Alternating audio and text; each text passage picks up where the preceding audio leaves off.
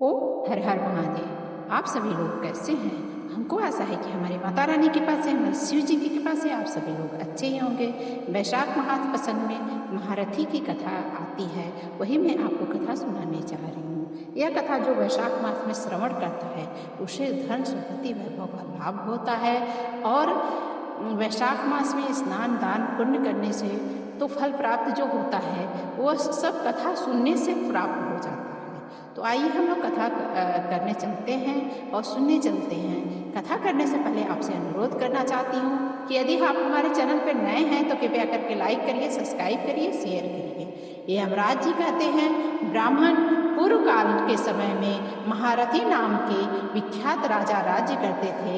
उन्हें अपने पूर्व जन्म के पुण्यों के फलस्वरूप प्रचुर ऐश्वर्य और संपत्ति प्राप्त हुई, परंतु राजा राज्य लक्ष्मी का सारा भार मंत्री पर रख करके स्वयं और अर्थ का काम भी कभी नहीं देखते थे। उनकी वाणी तथा उनका मन कामनाओं की कीड़ा में आसक्त था। राजा के पुरोहित का नाम कश्यप था। जब राजा को विषयों में रमते हुए बहुत दिन व्यतीत हो गए, तब पुरोहित ने मन में विचार किया, जो गुरु मोहवश राजा को अधर्म से नहीं रोकता है वह भी उससे पाप का भागी होता है। यदि समझाने पर भी राजा अपने पुरोहित के वचनों की अवहेलना करता है तो पुरोहित निर्दोष को सारे दोषों का उस दशा में राजा ही सारे दोषों का भागी होता है। कश्यप जी बोले, राजन, मैं तुम्हारा गुरु, अतः धर्म और अर्थ से युक्त मेरे वचनों को सुनो। राजा के लिए यही सबसे बड़ा धर्म है कि वह गुरु की आज्ञा में रहे। गुरु की आज्ञा का आंशिक पालन और राजाओं की आयु, लक्ष्मी तथा सौख्य को बढ़ाने का प्रचार करे। तुमने दान के द्वारा कभी ब्राह्मणों को तृप्त नहीं किया, भगवान विष्णु की आराधना नहीं की, कोई व्रत तपस्या तथा तीर्थ भी नहीं किया। महाराज, कितने खेद की बात है। तुम तो राजा हो, तुमने काम और के अधीन होकर के कभी भी भगवान का स्मरण नहीं लेना चाहते। अबलाओं की संगत में पढ़ करके विद्वानों की संगति नहीं की। जिसका मन स्त्रियों में हर लिया उसे अपनी विद्या, तपस्या, त्याग, नीति तथा विवेकशील चित्त से क्या लाभ हुआ। एकमात्र धर्म ही सबसे महान और श्रेष्ठ है, जो मृत्यु के बाद भी साथ जाता है। शरीर के उपभोग में आने वाली अन्य जितनी वस्तुएं हैं वे सब यही नष्ट हो जाती हैं। धर्म की सहायता से जो मनुष्य दुर्गति से पार हो जाता है। राजेंद्र, क्या तुम नहीं जानते, मनुष्यों के जीवन का विलास जल ही उत्ताल तरंगों के समान चंचल एवं अनित्य है, जिसके लिए विनय ही पगड़ी है और मुकुट है, सत्य और धर्म की कुंडल है तथा त्याग ही कंगन है। उन्हें जड़ आभूषणों की क्या आवश्यकता। मनुष्य के निर्जीव शरीर को काठ और ढेले के समान पृथ्वी पर फेंक कर उन्हें उसके बंधु बांधवों फेर लेते हैं, चल देते हैं। केवल धर्म ही उसके पीछे जाता है। वह इंसान वहीं पड़ा रह जाता है और राख बन जाता है। उसे कोई भी रास्ता दिखाई नहीं देता, सब कुछ ही रह जाता है। आयु प्रतिदिन क्षीण होती जा रही है, यह जीवन भी लुप्त होता जा रहा है। ऐसी अवस्था में भी तुम उठ करके भागते क्यों नहीं। स्त्री, पुत्र आदि कुटुंब, शरीर तथा द्रव्य संग्रह ये सब पराये हैं, अनित्य है, किंतु पुण्य और पाप अपने हैं। जब तक दिन सब कुछ छोड़ करके तुम्हें विवशतापूर्वक जाना ही है तो तुम अनर्थ में फंसकर अपने धर्म का अनुष्ठान क्यों नहीं करते। मरने के बाद तुम दुर्गम पद पर अकेले कैसे जाओगे, जहाँ न ठहरने के लिए स्थान, न खाने योग्य अन्य, न धन पानी, न राह खर्च और न राह बताने वाला है कोई गुरु। यहाँ से प्रस्थान करने के बाद तुम्हारे पीछे कुछ भी नहीं जाएगा, केवल पाप और पुण्य जाते हैं। समय तुम्हारे पीछे पीछे जाएगा, अतः तुम आलस्य छोड़कर वेदों तथा स्मृतियों में बताए हुए देश और कुल के अनुरूप हितकारक कर्म का अनुष्ठान करो। धर्ममूलक सदाचार का सेवन करो। अर्थ और काम भी यदि धर्म से रहित हो तो उनका परित्याग कर देना चाहिए। दिन रात इंद्रिय विजय रूपी योग का अनुष्ठान करना चाहिए, क्योंकि जितेंद्रिय राजा ही प्रजा को अपने बस में रख सकता है। लक्ष्मी अत्यंत प्रगल्भ रमणी के कटाक्ष के समान चंचल होती है। विनय रूपी गुण धारण करने से ही वह राजाओं के पास दीर्घ काल तक रहती है। जो अत्यंत कामी और घमंडी है, जिनका सारा कार्य बिना विचारे ही होता है, नव मूढ़ चेता राजाओं की संपत्ति उनकी आयु के साथ ही नष्ट हो जाती है। व्यसन और मृत्यु में व्यसन को ही कष्टदायक बताया गया है।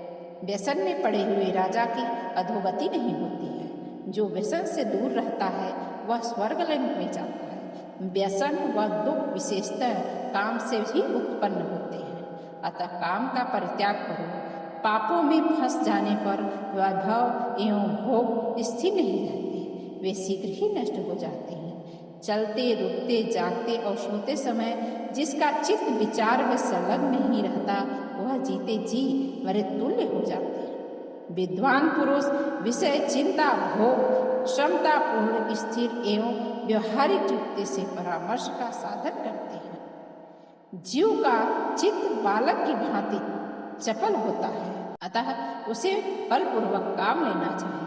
राजन, धर्म के तत्वदर्शी वृद्ध पुरुषों की वृद्धि का सहारा ले परा बुद्धि के द्वारा अपने कुपथगामी चित्त को वश में करना चाहिए। लौकिक धर्म मित्र भाई बंधु हाथ पैरों का चलता है। देशांतर में जाना, शरीर से क्लेश उठाना तथा तीर्थ के लिए यत्न करना आदि कोई भी परम पद प्राप्ति में सहायता नहीं कर सकती। केवल परमात्मा में मन लगाकर उनका नाम जप करने से ही उस सब की प्राप्ति हो सकती है। इसलिए राजन, विद्वान पुरुष को उचित है कि वह विषयों में वृत्त हुए चित्त को रोकने के लिए यत्न करे।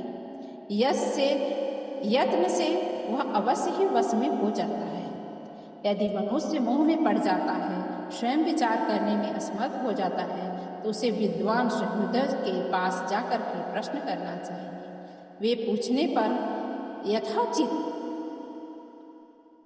कर्तव्य का उपदेश करते हैं।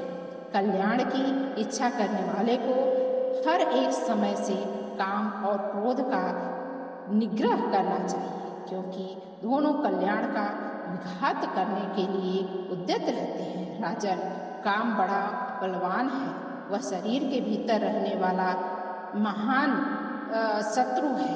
शेर की अभिलाषा रखने वाले पुरुष को नहीं बोलना चाहिए। अतः विधिपूर्वक पालन किया हुआ धर्म ही सबसे श्रेष्ठ है। इसलिए तुम धर्म धारण करके धर्म का ही आदर करो। वह विश्वास बड़ा चंचल है, जीवन उसी के अधीन है। ऐसी स्थिति में भी कौन मनुष्य धर्म के आचरण में विलंब करेगा। राजन, जो वृद्धावस्था को प्राप्त हो चुका है, उसका चित्त भी उन निषिद्ध विषयों की ओर से नहीं हटता। हाय, यह कितनी शोक की बात है। पृथ्वी नाथ इस काम के मोह में पड़कर के तुम्हारी सारी उम्र व्यर्थ बीत गई। अब भी तो अपने हित साधनों में लगा लो। राजन, तुम्हारे लिए सर्वोत्तम हित ही की बात है। कहता हूँ, मैं तुम्हारी पुरोहित हूँ, तुम्हारे भले की बात करता हूँ, कर्मों का भागी हूँ। मुनीश्वरों ने ब्रह्महत्या, सुरापान, चोरी, गुरुपत्नी गमन आदि महापातक बताए हैं। उनमें से मनुष्यों द्वारा मन, वाणी और शरीर से भी किए हुए जो पाप हैं, उन्हें वैशाख मास समाप्त कर देता है। वैशाख मास में नहाने से सब कुछ नष्ट हो जाता है। जैसे सूर्य अंधकार का नाश करता है, उसी प्रकार वैशाख मास पाप रूपी महान अंधकार को सर्वथा नष्ट कर देता है। इसलिए तुम विधि पूर्वक वैशाख का पालन करो। राजन, मनुष्य वैशाख मास की विधि के अनुष्ठान द्वारा होने वाले पुण्य के प्रभाव से जन्म भर के लिए घोर पापों का परित्याग करके परम धाम को प्राप्त होता है। इसलिए महाराज, तुम भी इस वैशाख में प्रातः स्नान करके विधि पूर्वक भगवान मधुसूदन की पूजा करो। जिस प्रकार कूटने छाटने की क्रिया से चावल की भूसी छूट जाती है, मांजने से तांबे की कालिक मिट जाती है, उसी प्रकार शुभ कार्य का अनुष्ठान करने से पुरुष के अंततः का मल धुल जाता है, अंतःकरण मल धुल जाता है।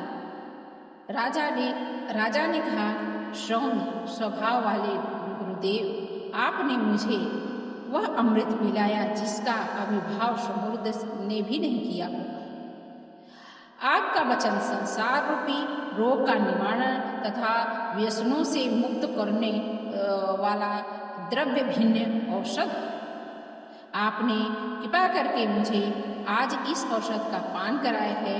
विप्रवर सत्पुरुषों का समागमन मनुष्यों को हर्ष प्रदान करने वाला, उनके पापों को दूर भगाने वाला तथा जरा मृत्यु का अपहरण करने वाली संजीवनी बूटी है।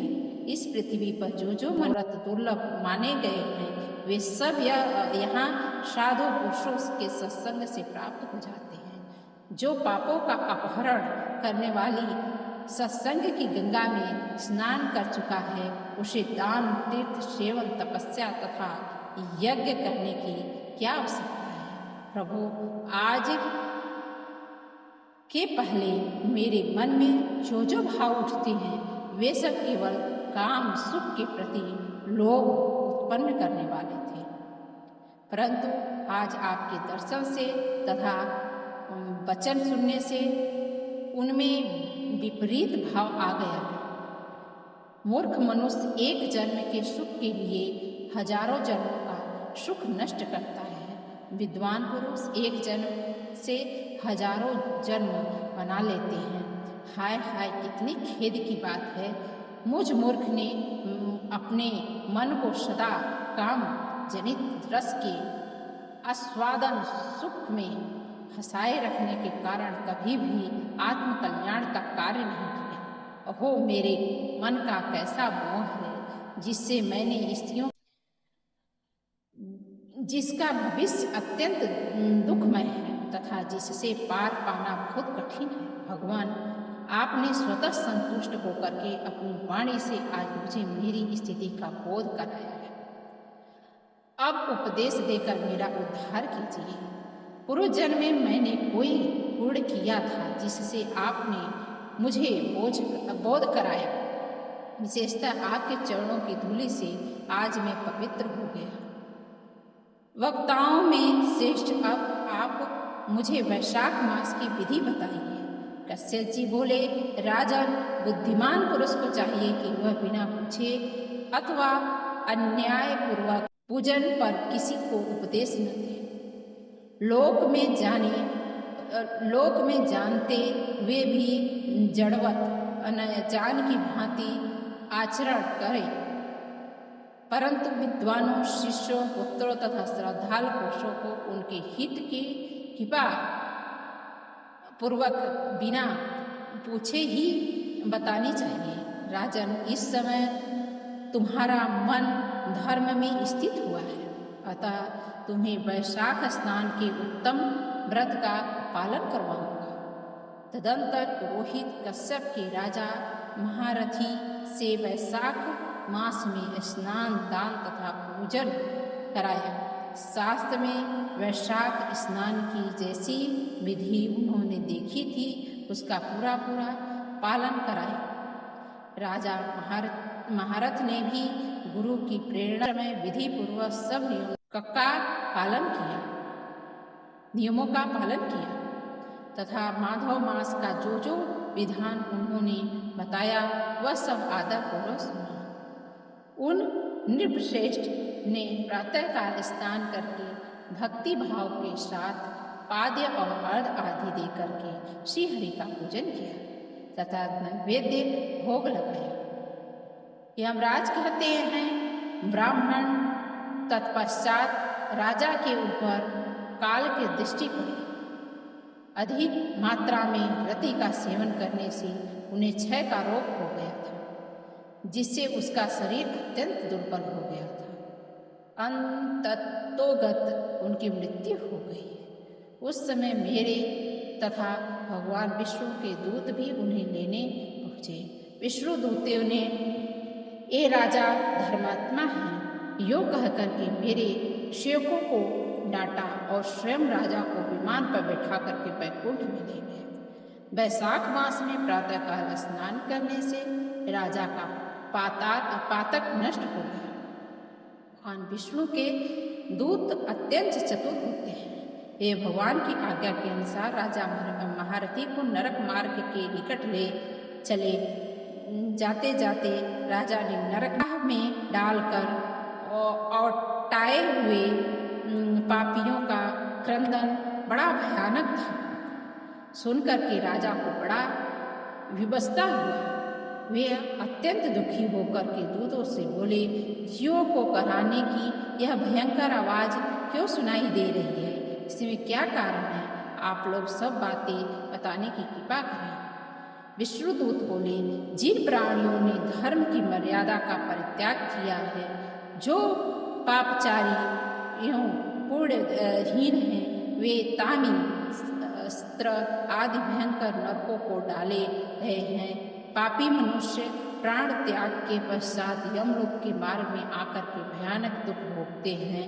यमराज के भयंकर दूत उन्हें इधर उधर घसीटते हैं और वे अंधकार में गिरे पड़े रहते हैं। उन्हें आग में जलाया जाता है, उनके शरीर में कांटे चुभाए जाते हैं, उनको आरी से चीरा जाता है तथा वे भूख प्यास से पीड़ित रहते हैं।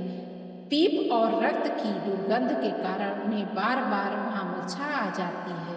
कहीं वे खौलते पानी में, तेल में औटाए जाते हैं, कहीं उन पर मूसलों की मार पड़ती है तो कहीं तपाए हुए लोहे की शिलाओं से उन्हें छुआया जाता है, पकाया जाता है। वहीं वमन, कहीं पीप और कहीं रक्त उन्हें खाने के लिए मिलता है।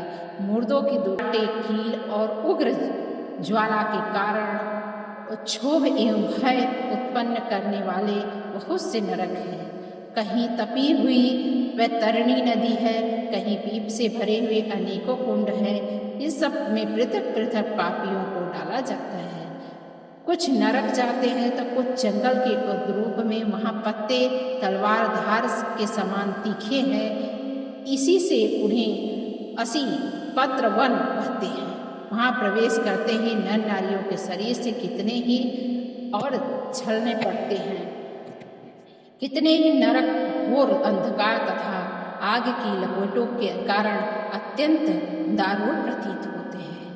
इनमें बार बार यातना भोगने के कारण पापी जीव नाना प्रकार के स्वरों से रोते हुए विलापते हुए, राजन, इस प्रकार ये शास्त्र विरुद्ध कर्म करने वाले पापी जीव करहते हुए नरक यातना का कष्ट भोग रहे हैं।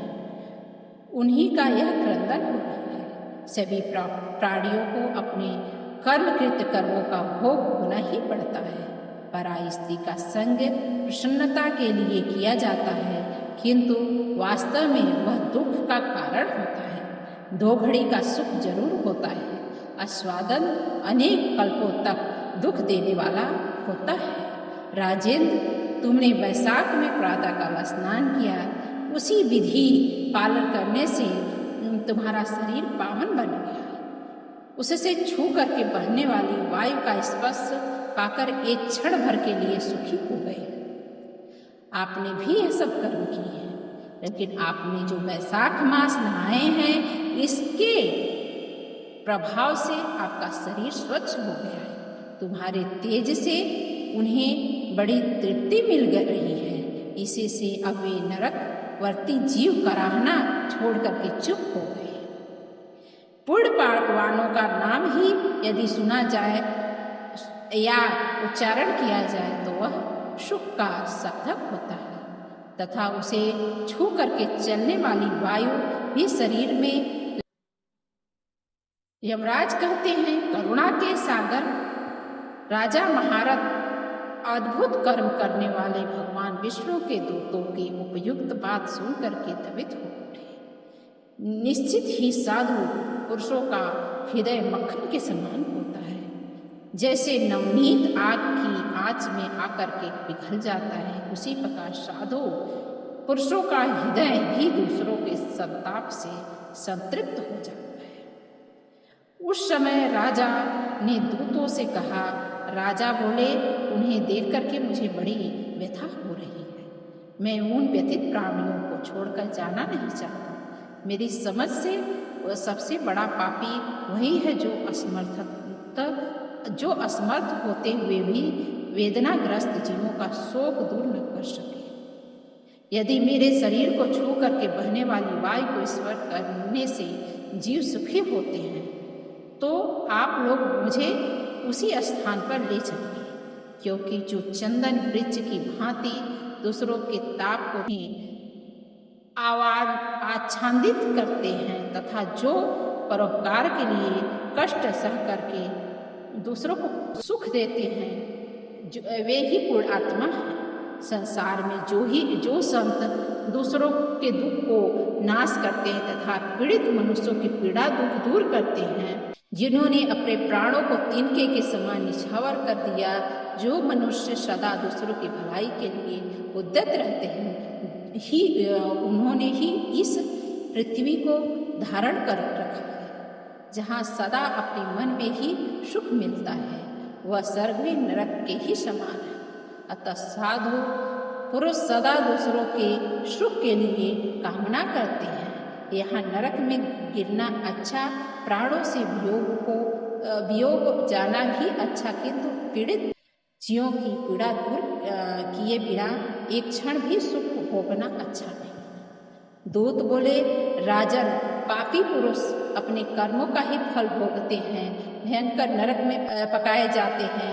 उन्होंने दान होम तथा तीर्थ कर्म भी नहीं किए हैं, मनुष्यों का उपकार तथा कोई भी उत्तम पुण्य नहीं किए हैं। वे ही परमलोक में आने पर घोर नरकों में पकाए जाते हैं। उनकी शील स्वभाव दूषित है, जो दुराचारी व्यवहार में निंदित दूसरों की बुराई करने वाले ये पापी हैं, वे ही नरकों में पड़े रहते हैं। जो पापी अपने मर्मभेदी वचनों से दूसरों का हृदय विदीर्ण कर डालते हैं तथा जो पराई स्त्री के साथ व्यवहार करते हैं, वे नरक में पकाए जाते हैं। महाभाग गोपाल, आओ अब भगवान के धाम चले। तुम पुण्यवान हो, अतः तुम्हारा यहाँ ठहरना उचित नहीं है। राजन ने कहा, विष्णु दूतगण, यदि मैंने पुण्यात्मा हूँ तो इस महाभयंकर यातना मार्ग में कैसे आया? मैंने कोई जरूर बुरे कार्य किए होंगे, पाप किए होंगे तथा किस प्रकार पुण्य के प्रभाव से मैंने विष्णु धाम को जाऊँ। आप लोग मेरे इस संशय का निवारण करें। दूत बोले, राजन, तुम्हारा मन काम में अधीन हो गया था, इसलिए तुमने कोई पूर्ण अनुष्ठान नहीं किया था। यज्ञ वशिष्ठ अन्न का भोजन किसी को नहीं कराया था, इसलिए तुम्हें इस मार्ग से लाना पड़ा। किंतु लगातार 3 वर्ष तुमने गुरु की प्रेरणा से वैशाख में विधि पूर्वक स्नान करके, गंगा जी में स्नान करके महापापों का, अति पापों की राशि का विनाश करने वाले भक्त वत्सल विश्वेश्वर भगवान मधुसूदन की भक्ति पूर्वक पूजा की है। यह सब पूर्णों का सार है। केवल इस एक ही पूर्ण है जो तुमने देवताओं द्वारा पूजित होती है, श्री विष्णु धाम को लेके जा रहा हूँ। नरेश्वर, जैसे एक ही चीन गारी पड़ने से तिनके की राशि भस्म हो जाते हैं, उसी प्रकार वैशाख मास में प्रातःकाल स्नान करने से सब पाप नष्ट हो जाते हैं। जो वैशाख में सशोक्त नियमों का युक्त होकर के स्नान करता है, हरिभक्त जीवन अति पापों के समूह से छुटकारा पाकर विष्णु पद को प्राप्त होता है। यमराज कहते हैं, ब्राह्मण, इस दया सागर राजा ने इस जीवों के शोक से पीड़ित हो भगवान विष्णु के दूतों से विनय पूर्वक का साधु पुरुष प्राप्त हुए ईश्वर के गुणों का तथा पुण्य का यही फल मानते हैं। इसके द्वारा कष्ट में पड़े हुए जीव की रक्षा की जाती है। यदि मेरा कुछ गुण है तो उसी के प्रभाव से नरक में पड़े हुए जीवों को निष्पाप करो और उन्हें स्वर्ग लेके चलो। मैं इनकी जगह नरक में निवास करना चाहूँगा।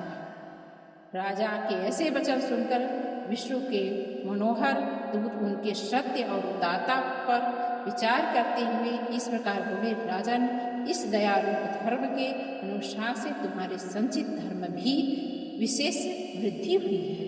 तुमने वैशाख मास का जो स्नान, दान, तप, हवन, देव पूजन आदि कर्म किए हैं वे अच्छे फल देने वाले हो गए। वैशाख मास में स्नान दान करने भगवान विष्णु का पूजन तथा सब कामनाओं को प्राप्त होकर के विष्णु धाम को जाता है। एक तप, दान और यज्ञ आदि शुभ क्रियाएं और एक घोर विधि पूर्वक आचरण में लाया हुआ वैशाख मास का व्रत हो तो वैशाख मास की महानता है। राजन, वैशाख मास के एक दिन का ही जो पुण्य कमा लेता है उससे बड़ा कोई दान नहीं होता। दया के समान धर्म, दया के समान तप, दया के समान दान, दया के समान कोई मित्र नहीं होता। पुण्य का दान करने वाला मनुष्य सदा लाख गुणा पुण्य प्राप्त करता है। विशेषतः तुम्हारी दया के कारण धर्म अधिक वृद्धि हुई।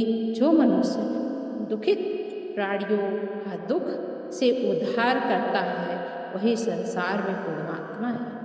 जो भगवान नारायण के अंश के उत्पन्न समझना चाहिए। वीर वैशाख मास की पूर्णिमा को तीर्थ में जाकर के जो तुमने सब पापों का नाश करने वाला स्नान, दान आदि पुण्य किया है उसे विधि पूर्वक भगवान श्री हरि को साक्षी बना करके 3 बार प्रतिज्ञा करके इन पापियों के लिए दान कर दो, जिससे वे भी नरक से निकल करके स्वर्ग को चले जाएं।